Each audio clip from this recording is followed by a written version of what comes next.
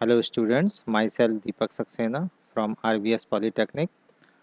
आज class BIT में unit third में आज हम आपको एक्सेल के कुछ फार्मूलाज बताएंगे।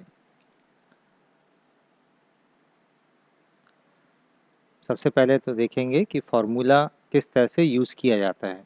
अ formula is an expression that operates on value in a range of cell और अ सेल। ठीक, तो सबसे पहले जो एग्जाम्पल है, जैसे मान लिया A1 plus A2 plus A3, ये सेल की रेंज है। A1 A2 A3 लिया, हम तीनों को जोड़ सकते हैं, ऐड कर सकते हैं, which find the sum of the range of the values from cell A1 to cell A3।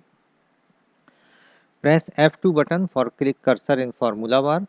हमेशा फार्मूला लिखने के लिए सबसे पहले फार्मूला बार में जाते हैं, आप डायरेक्टली F2 से जा सकते हैं।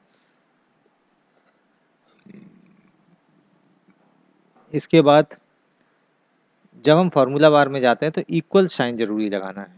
अगर हमें कोई फार्मूला लिखना है तो इक्वल, और इसके बाद जो भी हम टेक्स्ट लिखेंगे, फार्मूला लिखेंगे, वो अप्लाई होगा उस सेल में।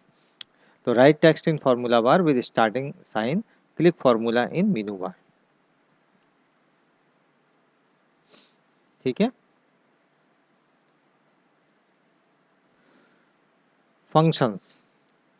Functions are predefined formulas in Excel.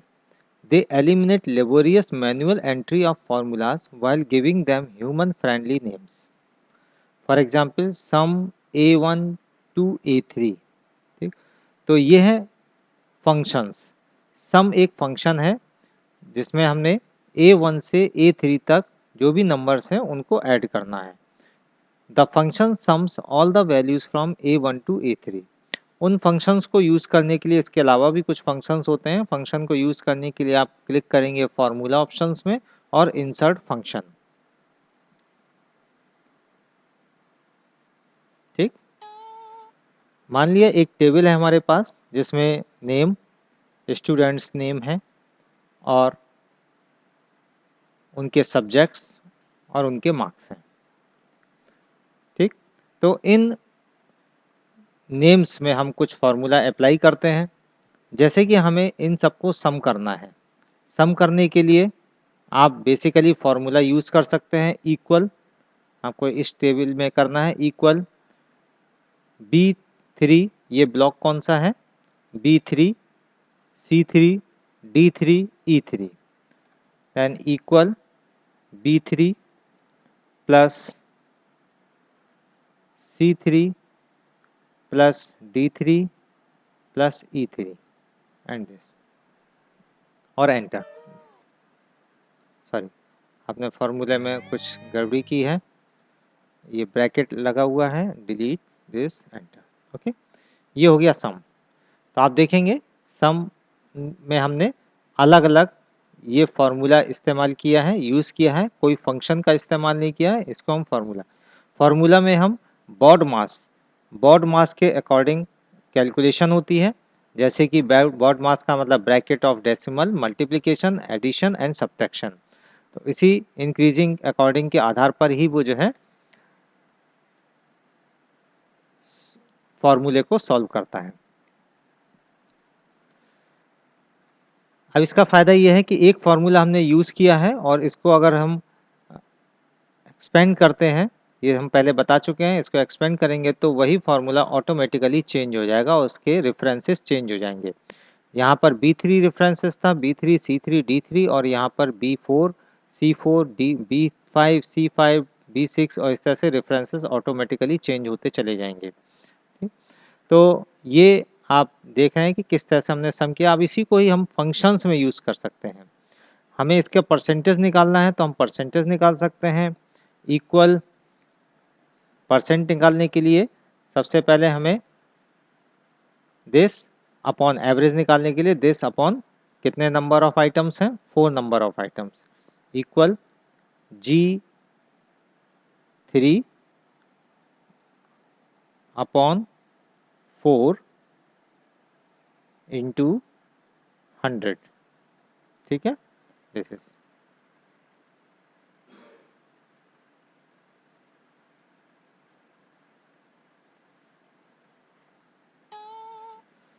तो ये फार्मूला हुआ। G3/4 ये एवरेज निकल के आ गया, इसको स्प्रेड किया हमने, ऑटोमेटिकली सभी के एवरेज निकल के आ गए। ठीक, तो इस तरह से हम फॉर्मूला अर्थमेटिक एक्सप्रेशंस को हम के द्वारा हम सॉल्व कर सकते हैं, अर्थमेटिक एक्सप्रेशंस के द्वारा हम फॉर्मूला दे सकते हैं। अब हम फंक्शंस की बात करते हैं। नेक्स्ट आते हैं फंक्शन। फंक्शन में कौन कौन से लाइब्रेरीज हैं? Also select the function in function library. Function library divided in following categories: financially, logical, text, date and time, lookup references and math and trigonometry. ये जितने भी आपको फार्मूला दिखाई देंगे वहाँ पर ये ऑप्शंस है फार्मूला। फार्मूले के अंदर इंसर्ट फंक्शन में सभी फार्मूले आपको दिखाई देंगे: autosum, recently used, financially, logical, text, date and time, lookup reference, math, more. तो हम कुछ कुछ फंक्शंस सभी के बताएंगे आपको एक एक करके। फंक्शन को कैसे यूज किया जाएगा? Write the function name with equal sign. सबसे पहले तो इक्वल साइन लगाएंगे हम और फंक्शन का नाम लिखेंगे। तो पहले अगर फर्स्ट 3 कैरेक्टर्स या 2 कैरेक्टर्स लिखेंगे तो अकॉर्डिंगली उसके ड्रॉप डाउन मेनू में आपको फार्मूलाज डिस्प्ले होंगे। Display the syntax of selected functions. जैसे ही हम फंक्शन को सिलेक्ट कर लेंगे, फंक्शन को मान लिया ये CON लिखा हमने तो यहाँ आ गया कॉनकैटिनेट, और कॉनकैटिनेट के बाद जो है जैसे ही हमने लिखा तो उसके जो सिंटैक्स हैं वो आपको यहाँ पर शो हो जाएंगे। कॉनकैटिनेट टेक्स्ट 1, टेक्स्ट 2, टेक्स्ट 3, इस तरह से जो है आपको उसके सिंटैक्स नज़र आएंगे। तो right the function in appropriate syntax. तो यहाँ पर आप फंक्शंस के सिंटैक्स के आधार पर फंक्शंस को राइट कर सकते हैं, लिख सकते हैं। तो इस तरह से आपको फंक्शन यूज करना है।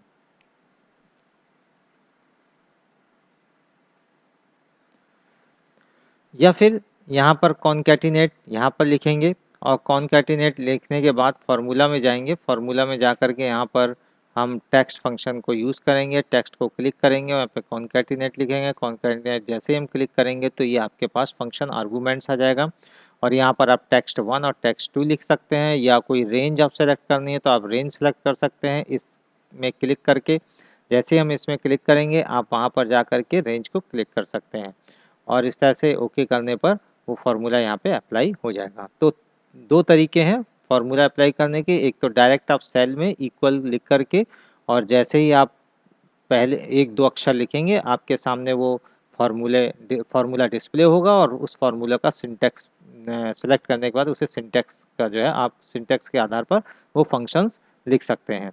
या फिर आप मेनू बार में जा कर के फार्मूला मेनू बार में जा कर के वो सेलेक्ट करिए फंक्शन जो सेलेक्ट करना है और सेलेक्ट करने के बाद उसके जो डेटा हैं वो दीजिए, उसका मेनू खुल और drop down dialog box open होगा और डायलॉग बॉक्स ओपन होने के बाद उसके जो डेटा हैं वो देने के बाद उसको ओके करेंगे तो फार्मूला अप्लाई हो जाएगा। तो दो तरीके हैं।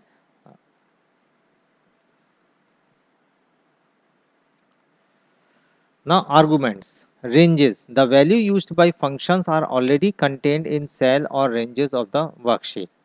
रेंज सेल की जो हम रेंज है वो दे सकते हैं जिसको हम कॉलन के द्वारा देते हैं, आपको बताया ही है, 2 कॉलन के द्वारा दे सकते हैं जैसे कि A1 से लेकर के A15। ठीक, तो यहाँ पे क्या हो गया A1 से लेकर A15 तक के जो रेंज है उसमें हम उसमें जो डेटा होंगे वो अप्लाई होंगे। कांस्टेंट, हम जो है अपने फंक्शन के अंदर कांस्टेंट वैल्यू भी दे सकते हैं। Values used by functions are enter directly, sum 18, 15, 3। अगर न्यूमेरिक वैल्यू के अलावा अगर आपको कोई कैरेक्टर वैल्यू देनी है, तो स्ट्रिंग वैल्यू देने के लिए आप इन्वर्टेड कॉमा का यूज करेंगे फॉर स्ट्रिंग वैल्यू। ठीक है, ओके, स्ट्रिंग वैल्यू के लिए हम इन्वर्टेड कॉमा का इस्तेमाल करेंगे।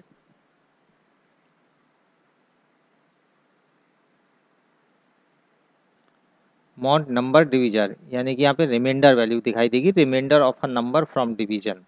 सम नंबर 1, नंबर 2, नंबर 3, नंबर 4, इस तरह से सम ले सकते हैं, कॉमा लगा के भी ले सकते हैं, या range of the number, total sum of the number.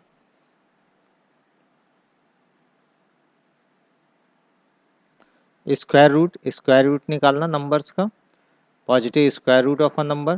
Product, product कर सकते हैं जैसे सम है उसी तरह से प्रोडक्ट। राउंड, डेसिमल वैल्यू को राउंड करने के लिए यानी कि वैल्यू को आपको राउंड नंबर लेने के लिए डेसिमल वैल्यू रिमूव करने के लिए या कितने डेसिमल नंबर लेने हैं आपको, वो आप लिखेंगे round number comma number of digit. जो नंबर होगा और उसमें कॉमा लगा के नंबर ऑफ डिजिट यानी कि कितनी डिजिट आपको डेसिमल से आगे लेनी है, तो वो आप लिखेंगे 2 लेंगे तो डेसिमल के आगे 2 वैल्यूज राउंड अप कर देगा, 3 लेंगे तो 3 राउंड अप कर देगा, अगर 0 लेंगे तो कोई भी वैल्यू राउंड अप नहीं करेगा। ठीक है ना, 0 उसमें कोई भी डेसिमल डिस्प्ले नहीं होगा। चलिए मैथमेटिकल फंक्शंस के हम कुछ फार्मूला यूज़ करते हैं। तो अब हम आपको जो है सभी फार्मूले के बारे में बताते हैं। यहाँ पर सबसे पहले जो फार्मूला है एब्सोल्यूट फार्मूला ABS,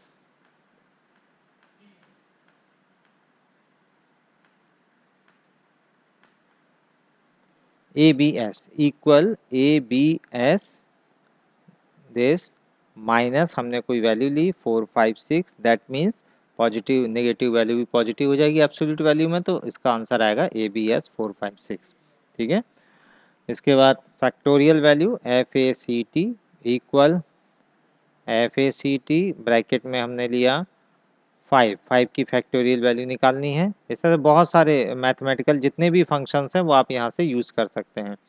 120 इसी तरह से आप मैंने बताया है mode value MOD equal mode यानी कि रिमाइंडर करने के लिए पता लगाने के लिए मान लिया कोई वैल्यू है 1 5 या 1 4 कॉमा 3।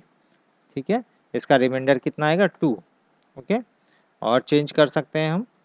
चेंज करने के लिए हम दोबारा से देख सकते हैं 1 4 1 5 5 कॉमा 3 रिमाइंडर इज 2। ठीक है, नेक्स्ट इज सम करना है। अगर हमें कोई वैल्यू सम करनी है तो सम करने के लिए हमने पहले भी 2-3 मेथड बताए हुए हैं। Equal some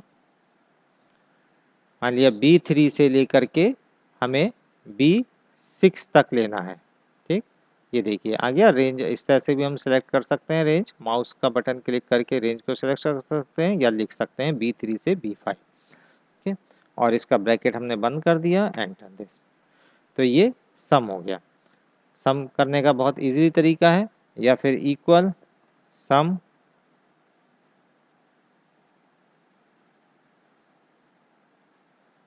B3 comma B4 comma B5 this enter. ठीक है, दोनों मेथड है सम करने के। तो यहाँ पर हमने ये सम किया हुआ है। ओके, इस तरह से भी सम किया हुआ है अलग अलग, और ये हमने परसेंटेज एवरेज निकाला हुआ है। नेक्स्ट फॉर्मूला हमारा स्क्वायर रूट।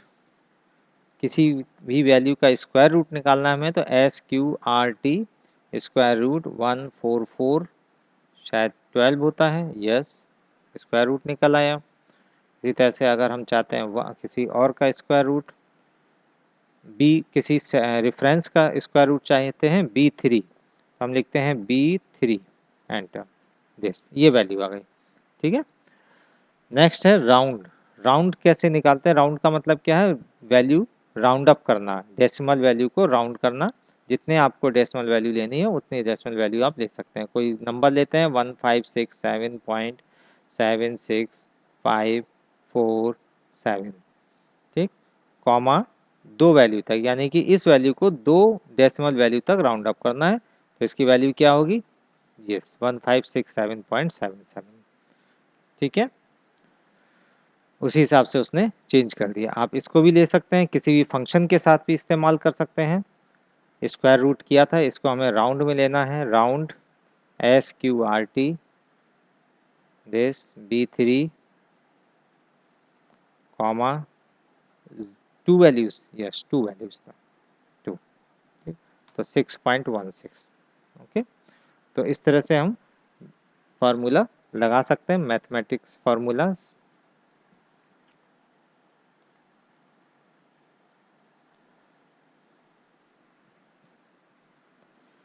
स्टैटिस्टिकल फंक्शंस, कुछ स्टैटिस्टिकल फंक्शंस हैं, जैसे एवरेज निकालना है तो एवरेज के लिए अभी हमने बताया था N1 N2 दिस, या रेंज आप दे सकते हैं, average of argument number. Count करना है आपको, नंबर्स काउंट करने हैं, यानी कि कितने आपके सेल में नंबर हैं, न्यूमेरिक डेटा है, तो कितने सेल में न्यूमेरिक डेटा है आप काउंट कर सकते हैं। Count how many numeric numbers are present in the list of argument. Count a, कितने सेल में टेक्स्ट वैल्यू या अल्फ़ाबेट वैल्यूज हैं। तो आप काउंट कर सकते हैं how many text are present in the list of argument. ठीक है, जैसे कि मैंने कल चेक करके बताया था कि इसमें numeric data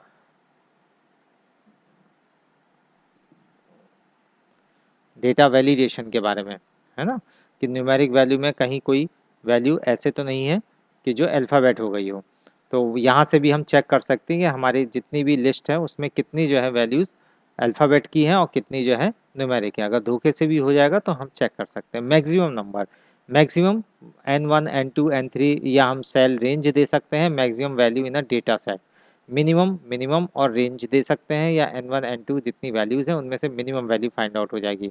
mode, mode n1 n2 mode value of a argument number, यानी कि मॉडुलस जो मोड निकालते हैं, यानी कि इसमें सबसे ज़्यादा नंबर किसका है, मोड किसका है। ठीक है, तो किसका बहुलक मोड है ना, मीन मीडियन मोड, तो उसमें मोड जो है हम निकाल सकते हैं मोड वैल्यूज। चलिए इन फॉर्मूला का यूज करते हैं हम लोग। एवरेज निकालना है, एवरेज मैंने बता दिया था। काउंट करना है, हमें वैल्यूज काउंट करनी है, इसमें कितनी वैल्यूज जो है। तो हम लिखते हैं इक्वल काउंट ब्रैकेट E3 से, चलिए E2 से ले लेते हैं, E2 से लेकर के E10। Okay, this enter. देखिए कितनी वैल्यूज हैं, 1 2 3 4 5 6 7 8, 8 वैल्यूज हैं, नॉट अल्फ़ाबेट वैल्यूज। ठीक है, अब हम दूसरा फॉर्मूला लगाते हैं, equal count A this E3 से E2 से E10 तक 9 वैल्यू, यानी कि उसने बता दिया कि यहाँ पर एक वैल्यू जो है, तो यहाँ पर हमने दिखा दिया कि उसने अल्फ़ाबेट वैल्यू को भी यूज़ कर लिया उसने। 9 वैल्यूज 1 2 3 4 5 6 7 8 9, और यहाँ पर बता दिया कि यहाँ आपने रेंज ली थी 2 से लेकर के 10 तक, लेकिन यहाँ पर एक वैल्यू जो है वो क्या है, अल्फ़ाबेट है।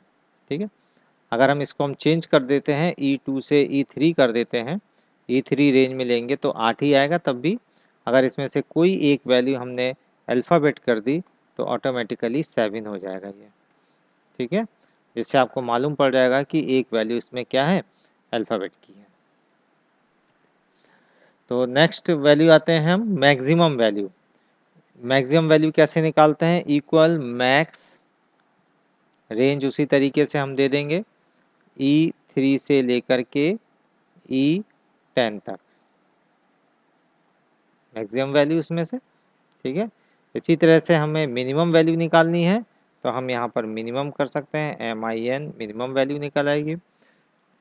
मॉड, कोई वैल्यू अगर ज़्यादा है, जिसका बहुलक ज़्यादा है, तो वो जो है हम यहाँ पे मॉड निकाल सकते हैं। तो यहाँ देखेंगे हम मॉड, मॉड निकालते हैं किसी वैल्यू का, इक्वल MODE मोड, और यहाँ पर देखेंगे ई रेंज सेलेक्ट कर लेते हैं, E3 से लेकर के E10 तक, और देखेंगे इसमें कोई वैल्यू ज़्यादा है, हाँ 90, यानी 90 वैल्यू ये है और ये है, यानी 2 बार है, बाकी सभी वैल्यू 1 टाइम्स है। ठीक है, अगर हम एक किसी और वैल्यू को भी कर देते हैं, ये 84 करते हैं, अभी दो हैं दोनों ही, एक और वैल्यू 84 कर दी, अब इसका मोड ज़्यादा हो जाएगा। ठीक है ना, ये 84 हो गया। तो इस तरीके से नेक्स्ट में आते हैं हम,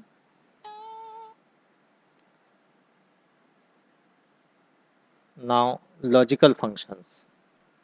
इफ टेस्ट ट्रू और फॉल्स, टेस्ट सबसे पहले कंडीशन देंगे, ट्रू कंडीशन, और अगर वो कंडीशन ट्रू हो जाती है तो ट्रू वैल्यू देंगे, और अगर कंडीशन फॉल्स है तो फॉल्स स्टेटमेंट देंगे। Returns are specified value depending on the outcome of the first. If A2 is greater B2 then over budget, नहीं तो ओके। ठीक है, अगर A2 B2 से ज़्यादा है, A2 सेल की वैल्यू B2 सेल से ज़्यादा है, तो राइट जो लिखा हुआ है सेल में ओवर बजट लिखा हुआ है, नहीं तो ओके लिखा हुआ है। इस बीच में हम एंड ऑपरेटर यूज कर सकते हैं, और ऑपरेटर और नॉट। एंड का मतलब सारी कंडीशंस ट्रू होनी चाहिए, तो return a value when all condition is true, and test 1 test 2 test 3 जितने भी आप टेस्ट दे सकते हैं टेस्ट दे सकते हैं, और उन वो सारे अगर टेस्ट ट्रू होंगे तभी वो कंडीशन ट्रू मानी जाएगी। और में टेस्ट 1 टेस्ट 2 यानी कि जितने भी टेस्ट हैं उनमें से कोई भी एक कंडीशन ट्रू हो जाती है तो वो कंडीशन ट्रू मानी जाएगी। तो return a value when only one condition is true, not return true if argument is false. अगर आर्गुमेंट फॉल्स होगा तो रिटर्न वैल्यू ट्रू हो जाएगी। जैसे कि देखिए एग्जांपल मैंने बताया, if a1 is greater equal 20, if a2 is greater equal 40, if a3 is greater equal 40, then pass नहीं तो फेल।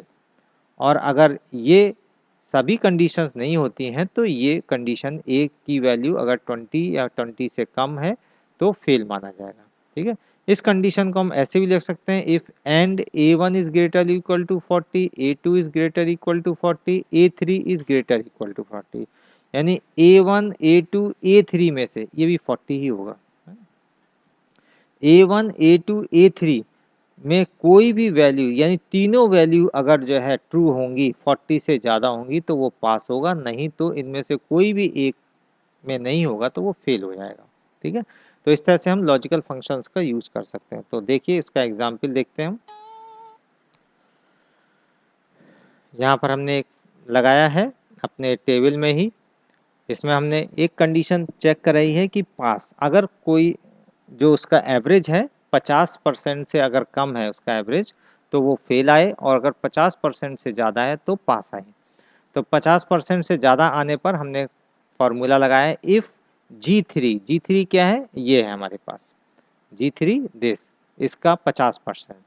तो ये जी3 अगर 50 से कम है 50, जी3 इज लेस 50 देन फेल, नहीं तो pass. This is the true condition, this is false condition.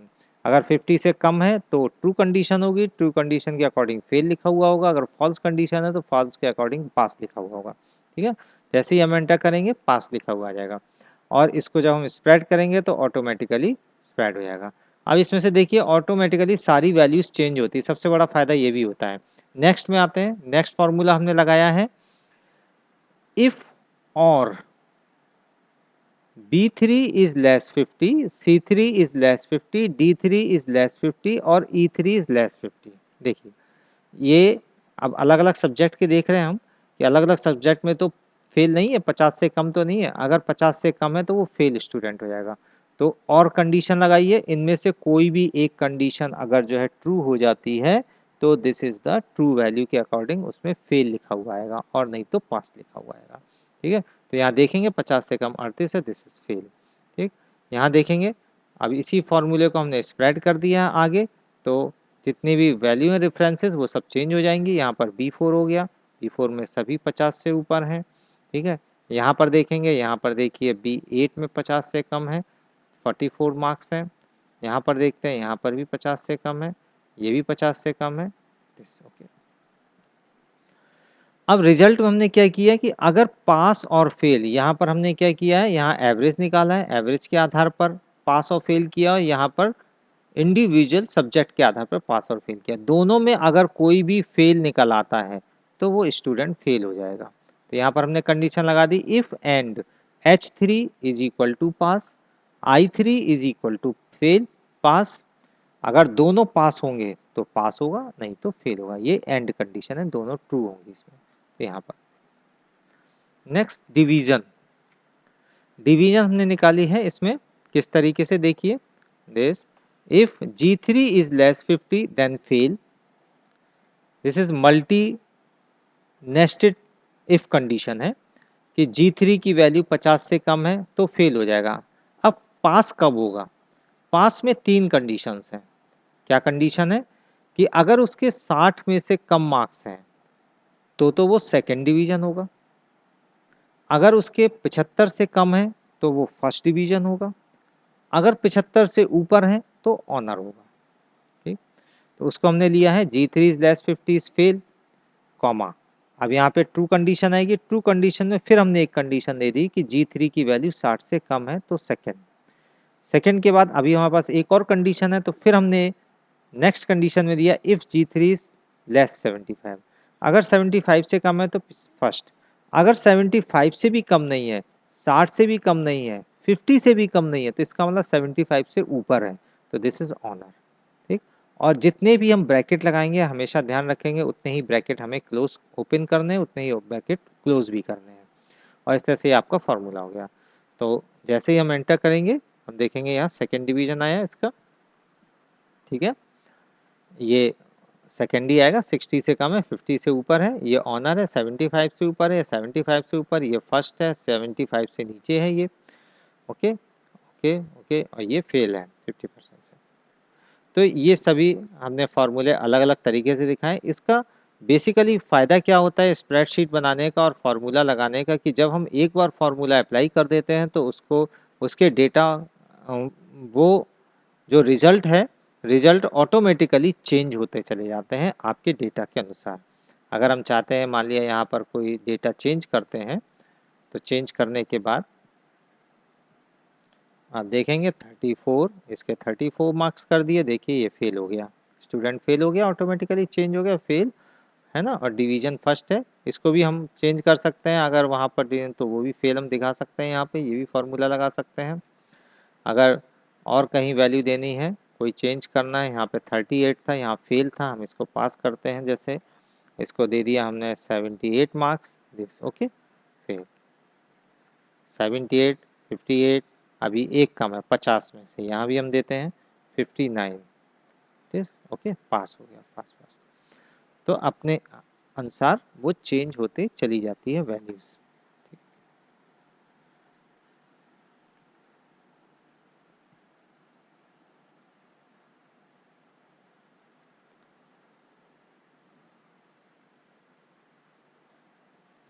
Text function, कुछ टेक्स्ट फंक्शन है, len number of character with space in text, text में कितने जो है कैरेक्टर्स हैं वो बताएगा।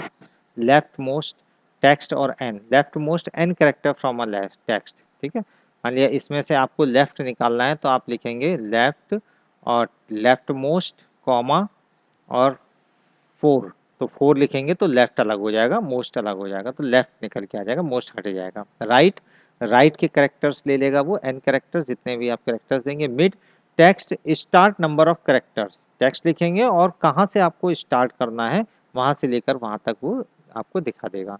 Lower text, text in capital letter में चेंज कर देगा, स्मॉल में, और अपर से कैपिटल लेटर में चेंज कर जाएगा। ट्रिम, टेक्स्ट माइनस एक्स्ट्रा जो स्पेस है उन सबको स्पेस को रिमूव करता है ट्रिम। कॉन्कैटिनेट, दो या दो से अधिक टेक्स्ट वैल्यू को जोड़ने के लिए कॉन्कैटिनेट का यूज करते हैं। रिप्लेस, ओल्ड टेक्स्ट को नए टेक्स्ट में चेंज करने के लिए कहाँ से स्टार्ट करना है कैरेक्टर्स को, वहाँ से जो है बाकी वैल्यूज को चेंज करता है, बाकी टेक्स्ट को चेंज कर देगा। एग्जैक्ट, एग्जैक्ट यानी कंपैरिजन करने के लिए, दो टेक्स्ट को में कंपैरिजन करने के लिए ट्रू और फॉल्स, अगर इक्वल होंगे तो ट्रू हो जाएगा, अगर नहीं होंगे तो फॉल्स आ जाएगा। टेक्स्ट, टेक्स्ट और टेक्स्ट फॉर्मेट, टेक्स्ट यानी कि टेक्स्ट के फॉर्मेट को चेंज करने के लिए। Value display in the specific format, use of brackets या कॉमास।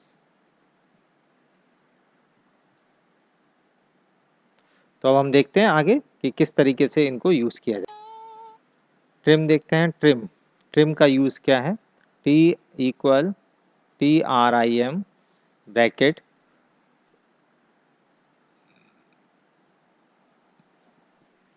C3।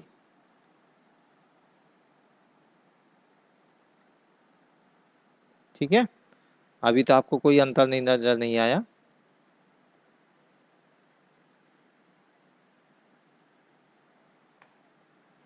क्लियर है, यानी ये जो स्पेस है उस स्पेस को उसने बाय डिफॉल्ट सिंगल स्पेस में कन्वर्ट कर दिया। ठीक, तो गलती से अगर ऐसा हो जाता है तो हम ट्रिम का यूज कर सकते हैं और जितने भी अनयूजुअल स्पेस हैं उन सबको रिमूव कर सकते हैं। कॉनकैटिनेट, कभी कभी हमने देखा होगा कि first name, last name, middle name अलग अलग कॉलम्स में होते हैं, उनको अगर ऐड करना है, हमें आपस में मिलाना है, तो हम कॉनकैटिनेट का यूज़ कर सकते हैं। तो अभी हम कॉन्कैटिनेट नेम और फादर नेम में अप्लाई करते हैं और दोनों को एक ही कॉलम में लेते हैं और बीच में सन ऑफ लिख देते हैं। तो बहुत सिंपल सा है, आप यूज़ करेंगे, देखते हैं।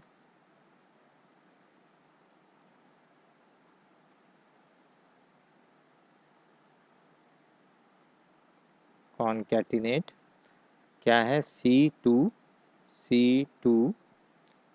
कॉमा ब्रैकेट में हमने ले लिया S son of comma D2 and enter. देखिए बहुत बढ़िया आ गया, धर्मेंद्र कुमार सन ऑफ।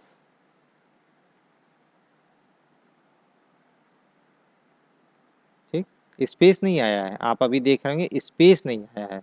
तो उसके लिए हमें क्या करना होगा, ट्रिम लगाना होगा, ट्रिम को अप्लाई करना होगा।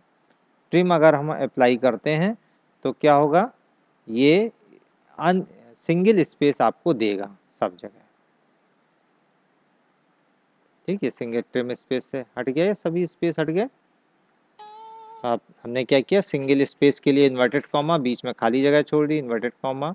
तो यहाँ पे नाम आएगा C2 धर्मेंद्र कुमार, ट्रिम लगा दिया है तो बीच का जो स्पेस है वो हट जाएगा, रिमूव हो जाएगा।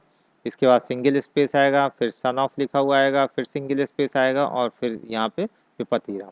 तो इस तरीके से आपका ये दोनों कॉलम्स जो है ऐड हो गए।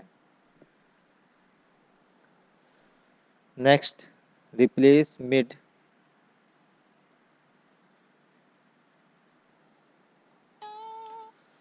टेक्स्ट फंक्शन का यूज़ करते हैं। टेक्स्ट फंक्शन में हमने बताया था टेक्स्ट वैल्यू और फॉर्मेट टेक्स्ट। तो कोई वैल्यू है 9148738848, हो सकता है ये मोबाइल नंबर है।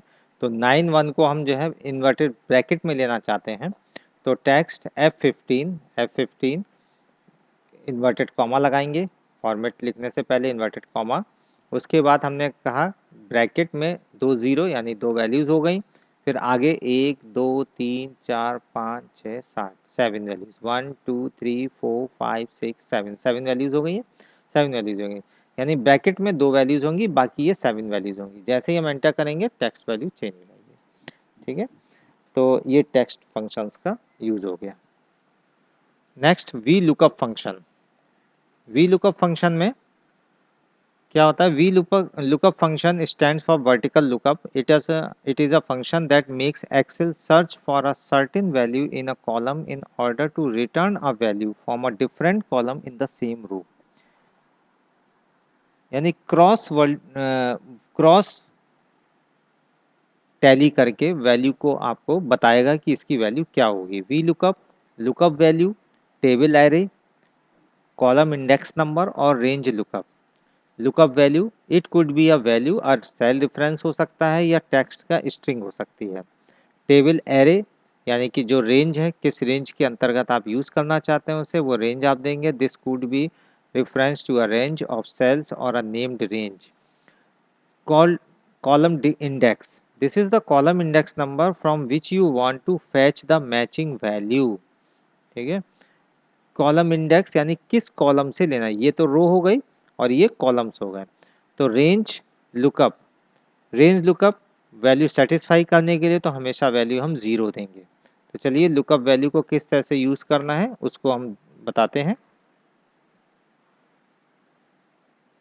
सबसे पहले हम डेटा वैलिडेशन वैल्यूज़ देते हैं।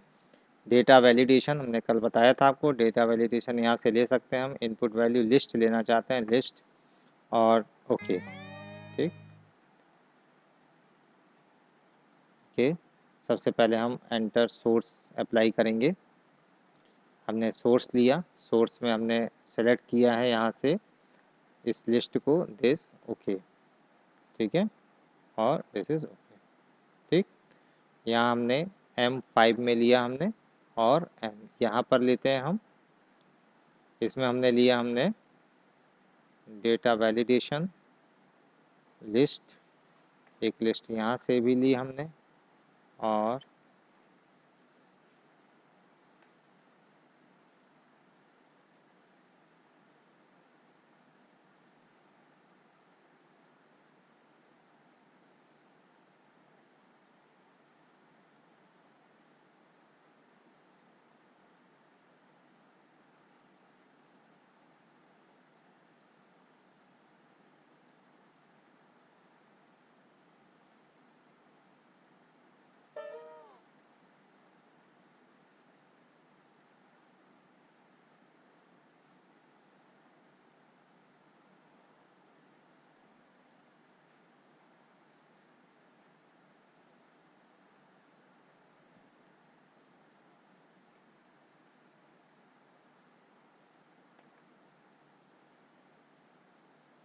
ठीक है, सभी आ गई। यहाँ पर ये हो गया। इसको चाहो तो इसका फॉर्मेटिंग आप चेंज कर लीजिए, थोड़ा सा चेंज कर लेंगे तो ज़्यादा बेटर रहेगा आपको।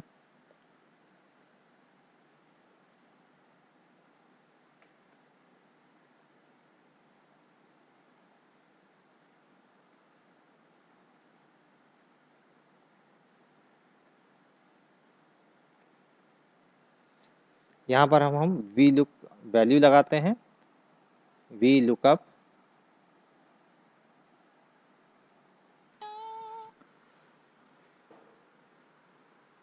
तो यहाँ पर हम फॉर्मूला लगाएंगे वी लुकअप M5, यानी कि ये M5 इस लिस्ट में से इसकी रेंज क्या होगी A3 से K10 तक, A3 से लेकर के K10 तक। ठीक है, ये हमारा रो को डिफाइन कर रहा है। इसके बाद मैच करना है हमें, किससे करना है, किस कॉलम से, N4 जो यहाँ पे सेल दे रखा है उसकी रेंज क्या होगी B2 से K2 तक, B2 से K2 तक। ठीक है, तो दोनों ही क्रॉस, कॉलम ही हो गया, ये कॉलम का हो गया और ये हो गया रो के लिए। ठीक है, और कॉमा 0, यानी मैच टाइप कैसा होगा 0। ठीक है, उसका कोई भी वो नहीं है, अगर मैच दोनों हो जाते हैं तो 0 यानी कि ट्रू है वैल्यू, और वैल्यू उसी हिसाब से वो अकॉर्डिंग उसको शो करेगा। तो जैसे ही हम एंटर करेंगे तो देखेंगे ये फेल।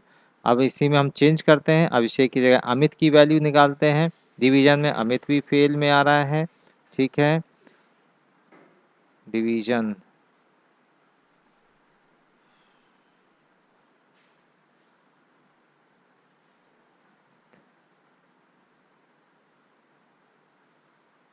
केमिस्ट्री में इसकी वैल्यू 77, किसकी है ये, अमित की।